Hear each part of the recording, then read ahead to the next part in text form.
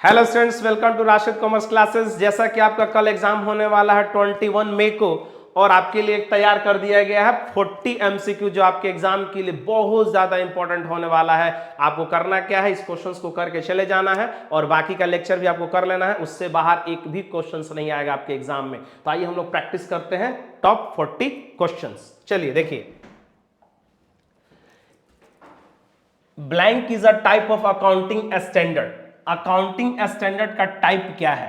तो वो हमारा रिकमेंडरी भी होता है, रिकमेंडेटरी भी होता है, मैंडेटरी भी होता है। तो इसके हिसाब से हमारा आंसर क्या होगा? C, A and B both. US GAAP are issued by. US का मतलब होता है United States, United States. GAAP का मतलब होता है generally accounting accepted principle, accounting accepted accounting principle. यानी कि इसको कौन इश्यूड करता है? तो इसको इश्यूड आईसीएआई नहीं करता है, आईएसबी नहीं करता है और आईएससी नहीं करता है। इसको इश्यूड कौन करता है? एफएसबी करता है। ठीक है, option number B. the countries which have adopted IFRS। IFRS का जो है चैप्टर नंबर 3 में आपको बताया भी गया था। इसको कौन कौन सा कंट्री अडॉप्ट किए हुए हैं? तो Africa, west Asia, Asia Pacific regions, all of this. इसका आंसर होगा हमारा ऑप्शन नंबर डी। क्लियर है? Question number 4, accounting process is. Accounting process हमारा क्या है? अकाउंटिंग प्रोसेस जो है हमारा अकाउंटिंग मिरर नहीं है, नॉन ऑफ दिस होगा नहीं। अकाउंटिंग कैश है नहीं। Accounting process is also known as accounting cycle. इसका मतलब आंसर होगा हमारा option number A. Basis of accounting is. Basis of accounting, accounting का जो बेसिस होता है हमारा क्या होता है? देखिए, अकाउंटिंग जो होता है कैश बेसिस पर भी होता है और अक्रूवल बेसिस पर ही होता है। तो इसका आंसर होगा हमारा क्या? ए और बी, यानी कि option number C. Cash basis पर भी होता है और अक्रूवल बेसिस पर भी अकाउंटिंग हमारा होता है। When a trader sell goods on cash, अगर कोई ट्रेडर अपने गुड्स को कैश में बेचता है, अगर कोई ट्रेडर यानी कि व्यापारी अपने गुड्स को कैश में बेचता है तो अपने कस्टमर को क्या देता है? कौन सा बिल देता है? कैश में बेचता है तो डेबिट नोट नहीं होगा, क्रेडिट नहीं होगा, क्योंकि ये लोग हम उधार बेचते हैं तब हम लोग देते हैं। चेक हमारा होगा नहीं, तो हमारा आंसर होगा क्या? Cash memo. जब हम लोग कैश में गुड्स को बेचते हैं तो कस्टमर को क्या देते हैं? तो कैश मेमो देते हैं। When a creditor return goods purchased on credit, he is sent। Creditor अगर सामान को रिटर्न करता है तो वो क्या देता है? डेबिट नोट देता है, debit note. Goods purchase for cash, goods अगर हम लोग कैश में परचेज करते हैं तो क्या होगा? क्या एसेट हमारा इंक्रीज होगा? नहीं, इंक्रीज नहीं होगा। अगर हम गुड्स कैश में खरीद रहे हैं तो कैश है क्या? करेंट एसेट है, यानी कि एसेट ही है, तो इंक्रीज थोड़ी होगा। वो तो हमारा क्या होगा?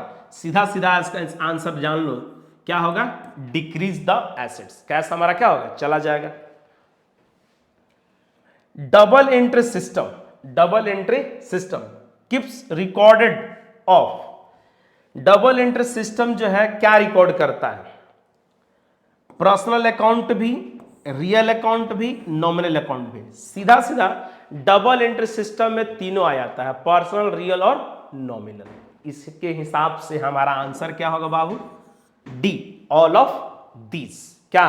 Personal account, personal account are those account which are related to persons, real account are those account which are related to all assets, exclude bank or debtor। nominal account are those account which are related to all expenses or losses। clear है? debit the losses and expenses and credit the gains and income is applicable to। just अभी हम आपको बताएं कि debit all expenses और losses किस account में होता है? तो नॉमिनल अकाउंट का रूल होता है डेबिट ऑल एक्सपेंसेस और losses, credit all income and goal gains. इस हिसाब से हमारा आंसर क्या? पर्सनल अकाउंट होगा? बिल्कुल नहीं। रियल अकाउंट भी नहीं होगा, तो हमारा आंसर होगा नॉमिनल अकाउंट। एक बार और आप लोग को मैं गोल्डन रूल बता देना चाहता हूं। रियल अकाउंट में गोल्डन रूल का रूल क्या है? रियल अकाउंट में debit what's comes in, credit what goes out. Personal account में debit the receiver, credit the giver. और नॉमिनल अकाउंट में होता है डेबिट ऑल एक्सपेंसेस और losses, credit all income and gains. तो हमारा आंसर क्या होगा? C. To which account be entered goods given charity. अगर हम लोग गुड्स को चैरिटी में देते हैं तो कौन सा अकाउंट में एपियर होगा, यानी कि एंटर्ड होगा? देखिए, सेल्स नहीं होगा, कैश अकाउंट में नहीं होगा और नो अकाउंट में नहीं होगा, परचेज अकाउंट में होगा। गुड्स आप चैरिटी में दीजिए, सैंपल में दीजिए, लॉस बाय फायर अगर हो जाता है, या एडवर्टाइजमेंट में दीजिए, या गुड्स का यूज करके अगर कोई आप एसेट बना लेते हैं, सबका आंसर क्या होगा? परचेज। यही नहीं, अगर गुड्स पर्सनल यूज के लिए भी निकाल लेते हैं तो उसका भी आंसर हमारा क्या होगा?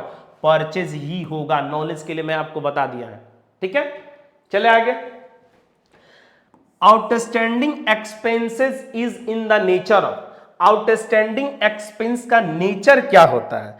आउटस्टैंडिंग एक्सपेंस का मतलब ये हो गया कि the expenses which are incurred but not paid. खर्च कर दिए लेकिन पेमेंट नहीं हुआ, मतलब बकाया राशि। वो हमारा आता है, नॉमिनल अकाउंट में नहीं आता है, रियल अकाउंट में आता नहीं है। आपको कंफ्यूजन होगा पर्सनल अकाउंट और रिप्रेजेंटेटिव पर्सनल अकाउंट में। मान लीजिए आपके ऑप्शन में ये नहीं है तो हमारा आंसर क्या होता है? Personal account. अगर मान लीजिए ये हमारे ऑप्शन में नहीं है रिप्रेजेंटेटिव पर्सनल अकाउंट, तो हमारा आंसर क्या होता है? Personal account. लेकिन आपके ऑप्शन में पर्सनल अकाउंट है, पर्सनल अकाउंट है, तो पर्सनल अकाउंट अगर है तो हमारा आंसर क्या होगा? तो हमारा आंसर हो जाएगा रिप्रेजेंटेटिव पर्सनल अकाउंट। अगर रिप्रेजेंटेटिव पर्सनल अकाउंट अगर नहीं होता तो हम आंसर क्या होता? पर्सनल अकाउंट होता है। क्लियर है? If check received is not deposit in the bank on the same day, which account is debited. अगर किसी कस्टमर से चेक मिला और उस चेक को उसी दिन बैंक में अगर डिपॉजिट नहीं करते हैं तो उस कौन सा अकाउंट डेबिट होता है? तो वो हमारा होता है कैश अकाउंट को, क्योंकि जिस दिन चेक मिला उसी दिन जमा नहीं हुआ है। तो हमारा क्या होगा आंसर? कैश अकाउंट होगा, बैंक अकाउंट नहीं होगा, क्योंकि उस दिन तो जमा हुआ ही नहीं है और कस्टमर अकाउंट होगा नहीं और नॉन ऑफ दिस होगा नहीं, तो बचा क्या हमारा? Cash account. Not deposited into bank on the same date, which account will be debited? तो cash account will be debited. Debit balance in the bank column, debit balance in the bank column of cash book means, इसका मतलब क्या होता है? Bank column of cash book, यानी कि bank column के cash book में डेबिट का मतलब क्या होता है? तो डेबिट का मतलब होता है डिपॉजिट। क्या होता है? डिपॉजिट होता है, ओवरड्राफ्ट नहीं होता। ओवरड्राफ्ट का मतलब तो हो गया क्या? क्रेडिट बैलेंस शो करेगा तब। Number of columns in the journal, journal में कितने कॉलम होते हैं? देखिए, आपका जर्नल में कॉलम जो होता है डेट का होता है, पर्टिकुलर का होता है, एलएफ का हमारा हो जाता है, और एक डेबिट और क्रेडिट, यानी कि हमारा होता है इसमें 5। याद रखिएगा। क्लियर है? Posting is done in, posting is done journal ledger, A and B both, none of this. इसका हमारा आंसर होगा, इसका आंसर होगा हमारा लेजर होगा। इसका हमारा आंसर क्या होगा? लेजर होगा। जो पोस्टिंग को हम लोग क्या करते हैं? लेजर में ही पोस्टिंग करते हैं जर्नल बनाने के बाद। तो इसका आंसर होगा B. The credit balance in personal account indicates, अगर पर्सनल अकाउंट में क्रेडिट बैलेंस शो कर रहा है पर्सनल अकाउंट में, तो उसका हमारा आंसर क्या होगा? Amount received. उसका मतलब ये होता है कि अमाउंट रिसीवेबल है। पर्सनल अकाउंट में क्रेडिट होने का मतलब अमाउंट रिसीवेबल है। और लेजर इज अ, लेजर क्या है? लेजर हमारा जो है सब्सिडरी बुक नहीं है, मेमोरेंडम बुक भी नहीं है, नन ऑफ दिस है ही नहीं। Ledger is a principal book, और ledger is also known as master book भी बोला जाता है। तो आंसर होगा हमारा B. Bank reconciliation statement is, bank reconciliation statement है क्या? देखिए बीआरएस तो आपके सिलेबस में है नहीं इस साल, फिर भी आप नॉलेज के लिए क्या कीजिए, आंसर आपको मैं बता देता हूं कि इसका क्या होगा। और memorandum statement, bank reconciliation statement क्या है? तो बस एक स्टेटमेंट है जो शो करता है कैशबुक और पासबुक के बीच में जो डिफरेंस होता है उसको रिकंसाइल करते हैं, उसी को हम लोग क्या बोलते हैं, स्टेटमेंट। और देखो इसमें आंसर भी छुपा हुआ है, स्टेटमेंट। तो ये हमारा आंसर होगा मेमोरेंडम स्टेटमेंट। फिर भी आप कर लीजिए, कौन जानता, हो सकता है कि दे दे। Bank reconciliation statement is prepared, BRS को कौन बनाता है? तो इसको बैंकर नहीं बनाता है, ऑडिटर भी नहीं, नॉन ऑफ दिस, इसको बनाता है कस्टमर यानी कि बिजनेस मैन। अगला, balance of the accounts are transferred to, किसी भी अकाउंट का जो बैलेंस होता है उसको हम लोग कहां ट्रांसफर करते हैं? तो उसको हम लोग ट्रांसफर करते हैं, जैसे याद कीजिए आप लोग लेजर बनाए थे, तो लेजर बनाने के बाद जो अकाउंट बचता था, अमाउंट बचता था, उसको हम लोग कहां ले जाते थे? पहले हम लोग बनाते थे जर्नल, फिर लेजर, फिर उसके बाद ट्रायल बैलेंस। तो इसका हमारा आंसर होगा क्या? ट्रायल बैलेंस, ऑप्शन नंबर ए। Trial balance creates, trial balance क्या क्रिएट करता है, क्या शो करता है ट्रायल बैलेंस? प्रिंसिपल प्यूरिटी नहीं, क्लरिकल प्यूरिटी बिल्कुल नहीं, नन ऑफ दिस होगा नहीं। अरिथमेटिकल प्यूरिटी क्या है, शो करता है trial balance. Suspense account disclose in trial balance will be show in, suspense account जो है हम लोग क्या करते थे, ट्रायल बैलेंस में हम लोग बनाते थे। तो ट्रायल बैलेंस का बैलेंस क्या होता है, इक्वल होता है। तो इक्वल नहीं होता तो हम लोग क्या करते थे, उसको सस्पेंस अकाउंट में डाल देते हैं। तो ये जो सस्पेंस अकाउंट है कहां जाता है? ट्रेडिंग अकाउंट में ये जाता नहीं है, प्रॉफिट एंड लॉस अकाउंट में जाता नहीं है, asset side of balance sheet ये जाता नहीं है। तो ये जाता है कहां, बैलेंस शीट में जाता है। क्लियर है? और बैलेंस शीट में भी कहां पर जाता है, तो लायबिलिटी साइड जाता है। ये याद आपको याद रखना होगा, नॉलेज वाली बात है।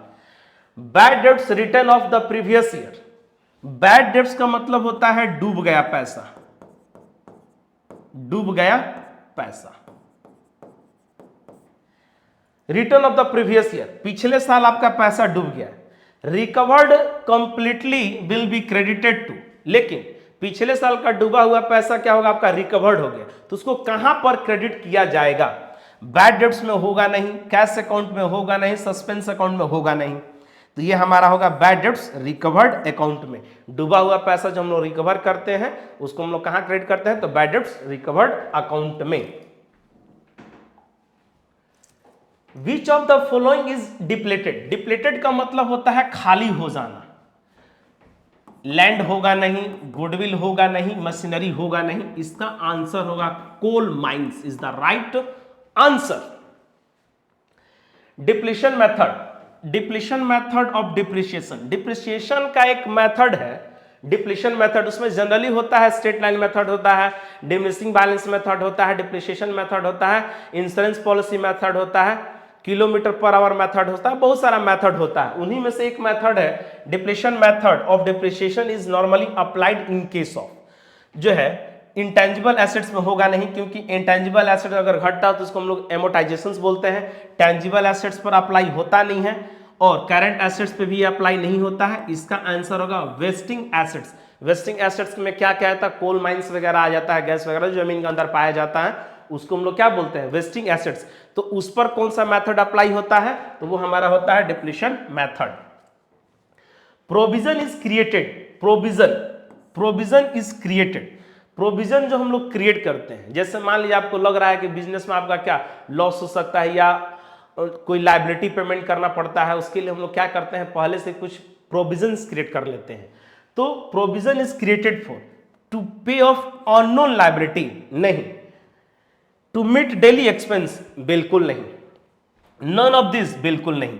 हमारा आंसर होगा to pay of non liabilities, जो लायबिलिटी को हम लोग जानते हैं कि उसको क्या करना है, पे ऑफ करना है, पेमेंट करना है, उसके लिए हम लोग क्या करते हैं, तो प्रोविजन क्रिएट करते हैं। Option number B.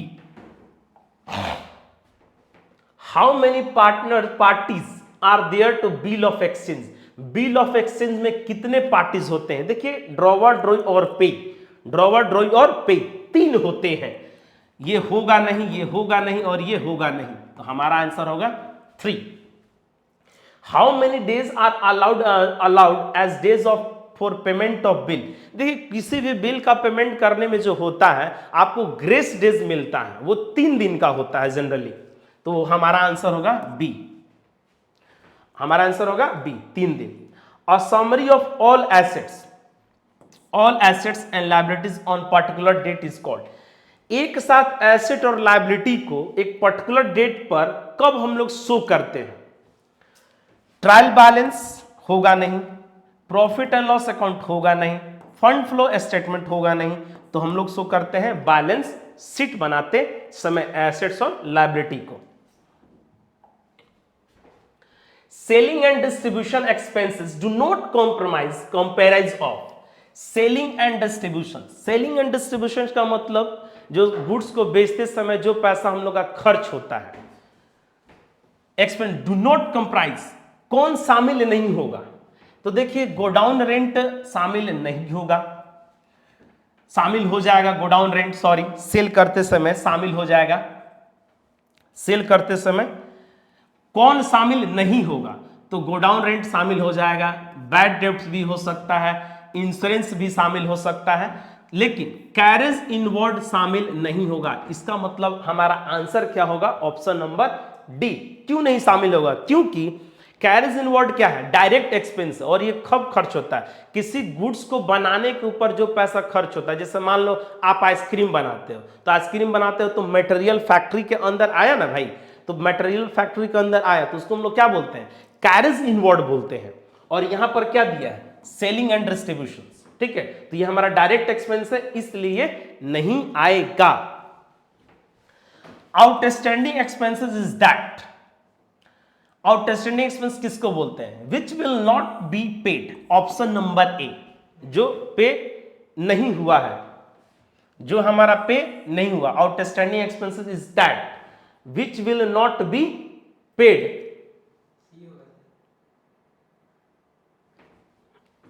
इसका आंसर हमारा, सॉरी इसका आंसर हमारा जो है ये होगा which will be paid. Outstanding expenses is that which will be paid, जिसको कि हम लोग को पे करना है। There is an outstanding wages of 500, एक आउटस्टैंडिंग वेजेस है कितने का? 500 का बकाया। How it would be deal, इसको डील कैसे करेंगे आउटस्टैंडिंग वेजेस को? अब देखिए आउटस्टैंडिंग वेजेस जो है वो 2 जगह हो सकता है, एक ट्रायल बैलेंस के अंदर और एक ट्रायल बैलेंस के बाहर। अगर ट्रायल बैलेंस के अंदर है तो वो जाता ट्रेडिंग अकाउंट में, ठीक, लेकिन इसका आंसर जो है हमारा क्या होगा? लिखा ही नहीं है कि वो ट्रायल बैलेंस के अंदर है या बाहर है, नहीं लिखा है, तो इसको कंसीडर क्या किया जाएगा? In the liability side of balance sheet, option B, ये माना जाएगा। जनरली होता भी है कि आउटस्टैंडिंग एक्सपेंसेस जो होता है ट्रायल बैलेंस के बाहर में होता है, यानी कि एडजस्टमेंट में होता है, तो ये हमारा ऑप्शन हो जाएगा क्या? बी। आउटस्टैंडिंग वेजेस कहां जाएगा? In the liability side of balance sheet. कब? जब ये अंदर में रहेगा तब। Cash paid to creditor can be calculated from, cash paid to creditor can be calculated from, cash paid to creditor can be calculated, कहां से ये कैलकुलेट होता है? तो हम लोग इसको क्रेडिटर अकाउंट बना करके हम लोग निकाल लेते हैं cash paid to creditor. Credit sales can be calculated from, credit sales, इसका आंसर आपके जस्ट सामने है, option number A. Debtor account हम लोग बनाते हैं तो हमारा क्या निकलता है? क्रेडिट सेल्स निकलता है। कंप्यूटर इज आप बचपन से सुनते आ रहे, इसका आंसर आप लोग बताइए क्या है? तो इसका आंसर लॉन्चिंग मशीन है क्या? बिल्कुल नहीं। कैलकुलेटर नहीं, नॉन ऑफ दिस नहीं।